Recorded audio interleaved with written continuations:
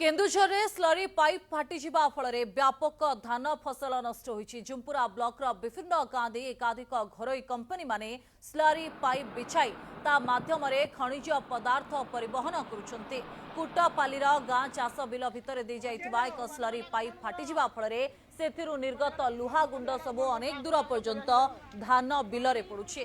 फल एकर एकर धान फसल संपूर्ण नष्ट होउछि। स्थानीय अंचल रे याकु नै प्रबल असंतोष प्रकाश पाइछि।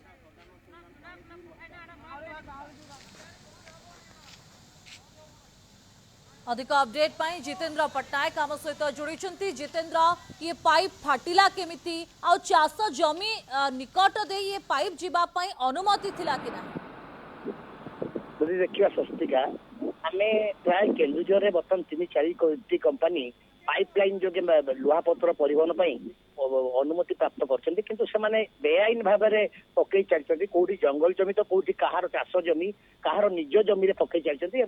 जो समय से पाइप पकाउले किसी गुंडा स्तरीय लोक रखी पाइप करते जो लोक विरोध करते जोर जबरदस्त डराई से पाइप बिछाई। लोक मैंने एपरिक क्षतिपूरण पाई ना जो पाइप बिछा गोटे आशा जो आशंका रोला जदि पाइप फाट कौन जगह पाइप फाट जो फोर्स रे पानी जाउछि एवं माल परिवहन होछि ताले कौन हम तार अवस्था निहाती पाइप जो परिवहन किसी परिमाण असुरक्षित बोली जो आशंका कराउतला आज ता प्रमाण करिछि।